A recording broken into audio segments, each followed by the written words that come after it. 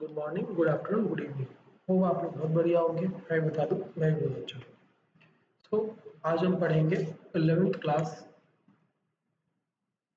Commerce का सबसे important chapter final accounts. देखो, इस चैप्टर को पढ़ने के लिए थोड़ा बेसिक क्लियरेंस चाहिए, क्योंकि इसका वेटेज ऑलमोस्ट, अगर मैं बात करूँ तो 6 से 11 मार्क के बीच में होता है एक सम का। अगर सीबीएसई की बात करूँ तो 6 मार्क होता है पर सम का, और अगर जीएसईबी की बात करूँ तो पर सम का वेटेज 11 मार्क से 12 मार्क होता है। ठीक है, तो स्टार्ट करते हैं। Let's begin with the chapter financial statement. तो फाइनेंशियल स्टेटमेंट हम लोग क्या करते हैं, साल के एंड में बनाते हैं, और साल एंड कब होता है? 31 मार्च। फाइनेंशियल स्टेटमेंट में क्या बनाते हैं हम? ट्रेडिंग बनाते हैं और profit and loss and balance sheet बनाते हैं। तो ये 3 स्टेटमेंट बनाई जाती है। ठीक है, सो फाइनेंशियल स्टेटमेंट से ऑब्जेक्टिव क्या है, मतलब होता क्या है इससे? फाइनेंशियल परफॉर्मेंस मालूम पड़ता है, मतलब कंपनी का प्रॉफिट या घाटे में है, या तो कंपनी का पोजीशन क्या है उस समय, पैसे कितने कंपनी के पास, in the form of asset और कैश बोथ। इसके 3 पार्ट है, trading, profit and loss and balance sheet. तीनों क्या है आपके फाइनेंशियल स्टेटमेंट में ही आते हैं। ऑब्जेक्टिव क्या है, सो देखते हैं। ट्रेडिंग एंड प्रॉफिट लॉस का ऑब्जेक्टिव क्या है? ग्रॉस ट्रेडिंग का है ग्रॉस प्रॉफिट ग्रॉस लॉस को डिटरमाइन करना, और प्रॉफिट एंड लॉस का नेट प्रॉफिट या नेट लॉस डिटरमाइन करना। तो हम क्या करते हैं, प्रीवियस से वो कंपेयर करते हैं यहाँ पे, और यहाँ पे क्या करते हैं, एक्सपेंस और इनकम की डिटेल को रिजर्व्स और अकाउंटिंग रेशियो से भी, तो अकाउंटिंग रेशियो भी कंपेयर करते हैं इसके बेसिस के ऊपर। अब कंपैरिजन कैसे करते हैं समझो। मैंने फाइनेंशियल स्टेटमेंट ओरिजिनल वर्ड में आप देखोगे, 2 कॉलम होते हैं अमाउंट के, या एक जगह पे लिखा होता है करंट ईयर का डेट, और एक साइड लिखा होता है प्रीवियस ईयर। हम क्या करते हैं, उसको कंपेयर करते हैं कि लास्ट से कंपैरिजन में करंट ईयर में कितना इंक्रीमेंट हो रहा है। ऐसे ही बैलेंस शीट, इसको पोजीशन स्टेटमेंट बोलते हैं, उससे हम लोग फाइनेंशियल पोजीशन एसरटेन करते हैं।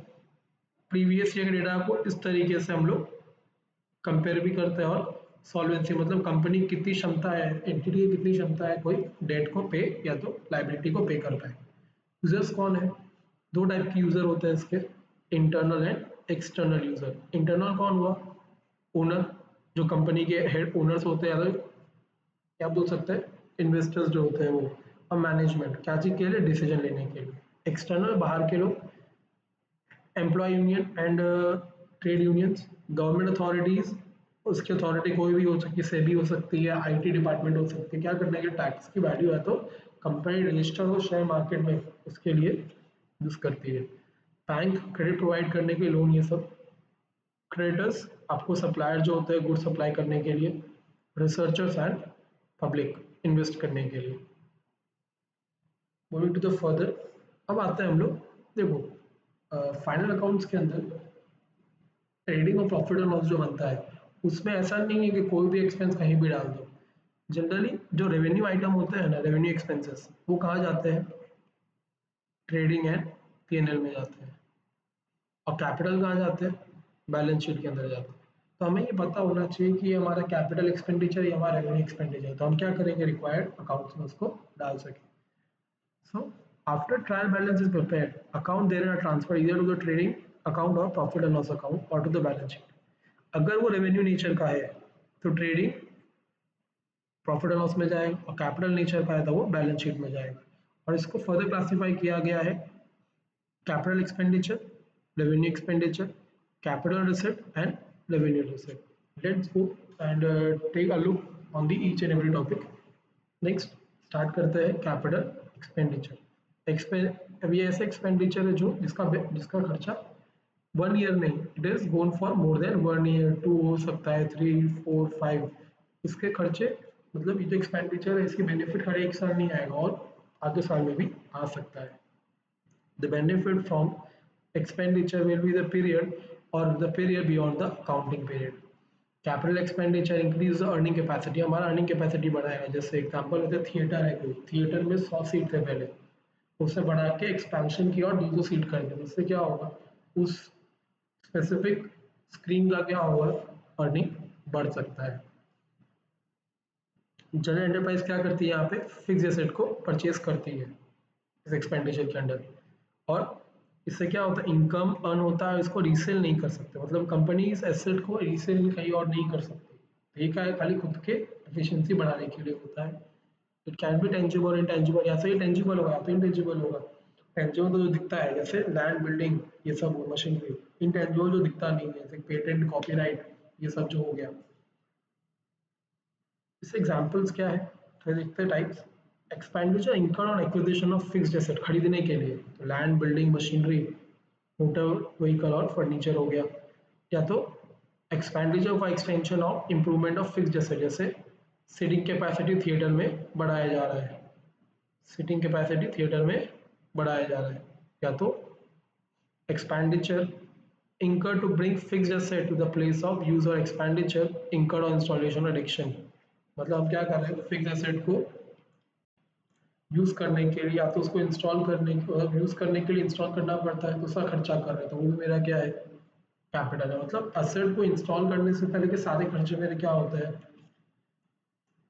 सोचो, कैपिटल एक्सपेंडिचर होते हैं। ठीक है, एसेट को रिकंडीशन मतलब यूज करने के लिए ओवरऑलिंग किया जा रहा है, रिपेयर कर रहे हैं, तो वो भी क्या है, मेरा एक्सपेंडिचर हुआ। ठीक है, expenditure include acquire right to do business, business करने के जैसे लाइसेंस और पेटेंट, वो मेरा क्या है, कैपिटल एक्सपेंडिचर हुआ। एंड कोई इंटेंजिबल्स को खरीदने के लिए, या तो कोई फिक्स एसेट को एक्वायर करने के लिए मैंने कोई खर्चा किया, वो भी मेरा क्या है, capital expenditure.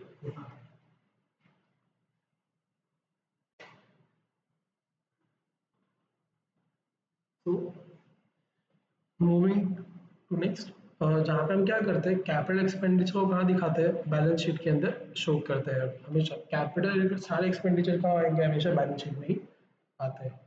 What is revenue expenditure? अब expenditure benefit of which consumer exhausted within one accounting period, मतलब एक ही अकाउंटिंग पीरियड में क्या होगा, इसका सारा बेनिफिट हम क्या करेंगे, ले लेंगे। ठीक है, stay differently, expenditure not capital R revenue, मतलब जो रेवेन्यू जो कैपिटल नहीं है वो क्या है, मेरे रेवेन्यू एक्सपेंडिचर। एग्जांपल्स, रोज के खर्चे, repair and maintenance of fixed asset, then income on purchase of stock of material and goods and depreciation on fixed asset, ये सारे मेरे क्या है, कैपिटल रेवेन्यू एक्सपेंडिचर होता है। एक्सेप्शन है, कौन से रेवेन्यू एक्सपेंडिचर नहीं रहेंगे, वो क्या है, हमारे कैपिटल एक्सपेंडिचर। पहला, मैंने व्हाइट वॉशिंग किया, रिपेयर करवाया बिल्डिंग को, क्या करने के लिए, उसको रीयूजेबल करने के लिए, यूजेबल करने के लिए, तो वो मेरा क्या है, कैपिटल एक्सपेंडिचर है। ठीक है, वर्कर को वेजेस पे किए, क्या करने के लिए, फैक्ट्री के अंदर कोई टूल्स को प्रोड्यूस करने के लिए, या तो मशीन को फिक्स करने के लिए, तो वो मेरा कैपिटल एक्सपेंडिचर हो गया, बाकी रेवेन्यू होगा।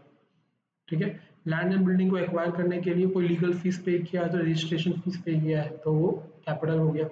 और असेट को एक्वायर करने का मैंने कोई इंटरेस्ट पे किया है लोन का, तो वो भी मेरा क्या होगा,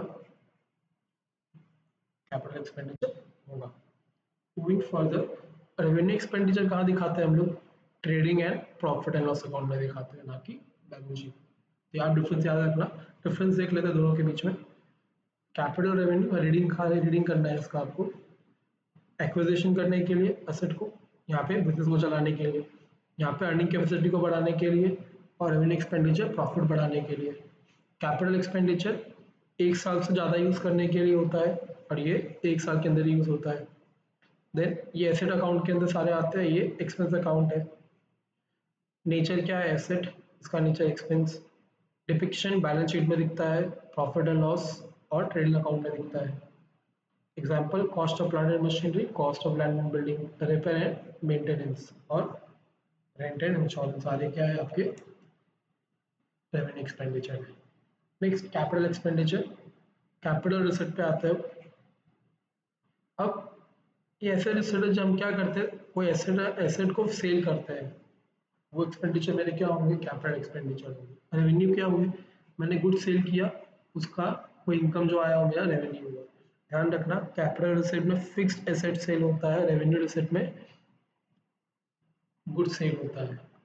ये बैलेंस शीट में दिखेंगे, मतलब, और कैपिटल रिसिट आपको बैलेंस शीट में दिखेंगे, और रेवेन्यू रिसिट आपको ट्रेडिंग और प्रॉफिट एंड लॉस में दिखेंगे। ठीक है, नॉन रिकरिंग होता है, एक बार हो गया तो वापस नहीं होता, जरूरी नहीं है वापस हो। और ये क्या होता है, रिकरिंग होता है, साल में बहुत बार हो सकता है। ये नॉर्मल कोर्स पर रिसीव नहीं होता, ये नॉर्मल कोर्स में हमें अर्न होता है। इससे हम लोग कोई प्रॉफिट पे नहीं कर सकते, बल्कि ये प्रॉफिट का एक पार्ट है, और इसमें क्या होता है, हम प्रॉफिट पे कर सकते हैं। ठीक है, चलो अब हमने कंसेप्ट समझा, इसके रिलेटेड क्वेश्चन देखते हैं। पहला क्वेश्चन 1, हमें क्या करना है, बताना है कि क्या वो कैपिटल या रेवेन्यू है। कैपिटल के लिए सी लिखेंगे, रेवेन्यू के लिए आर लिखेंगे। Second hand car was purchase for sum of 1 lakh. Second hand car क्या कर रहे हैं हम लोग, 1 लाख रुपए में खरीद रहे हैं।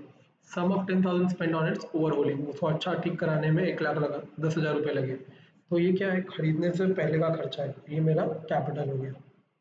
मशीन को इंस्टॉल करा है उसका खर्चा, तो ये भी कैपिटल है, इंस्टॉल करने से पहले का, मतलब यूज करने से पहले का खर्चा है।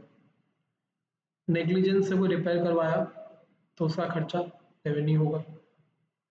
Cost of annual tax paid and an annual insurance premium paid for above car mention, इस कार के लिए खर्चा किया, तो ये मेरा रेवेन्यू एक्सपेंडिचर होगा। And cost of air conditioning of office of general manager, ये भी मेरा क्या है, रेवेन्यू खर्चा होगा।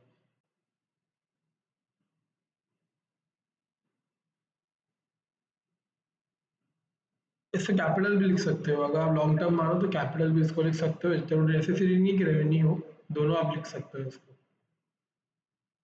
रीजन वेदर कैपिटल और रेवेन्यू एक्सपेंडिचर बताना रीजन के साथ यहाँ पे, तो भाई कैपिटल के लिए सी, रेवेन्यू के लिए R. Custom duty paid on import of goods, मतलब इम्पोर्ट है, इसके लिए हम क्या कर रहे हैं, कस्टम ड्यूटी पे कर रहे हैं मशीनरी को खरीदने के, खरीद के आया तो capital. Wages for erection of new machinery, capital, हमने पढ़ा था वो पीछे। 5,000 spent on repairing a factory, revenue. 2,000 for repaired necessitated by negligence of operator of machine, revenue. And 10,000 for electric bill, revenue. ठीक है, आपको लगता है कोई मिस्टेक है तो आप कमेंट बॉक्स में लिखिए, I will address that in the comment box itself. अब क्वेश्चन 3 आपको खुद से करना है। नेक्स्ट क्लास जब हम लोग इसको वापस पढ़ेंगे, तब पहले मैं क्वेश्चन 3 डिस्कस करूंगा, then we will start with next topic, trading account. तो आप क्या करिए, स्क्रीनशॉट ले लीजिए इस टॉपिक का, मैं साथ में पीडीएफ भी डिस्क्रिप्शन में अटैच कर दूंगा, तो आप क्या कर पाओ, वहाँ से उसको डाउनलोड भी कर सकते हैं। थैंक यू, आई होप मेरे को आपको अच्छा लगा होगा, समझ में आया होगा। सो अगर अच्छा लगे तो लाइक करिए, सब्सक्राइब करिए, और अपने फ्रेंड्स को भी आप रेफर करिए। Thank you.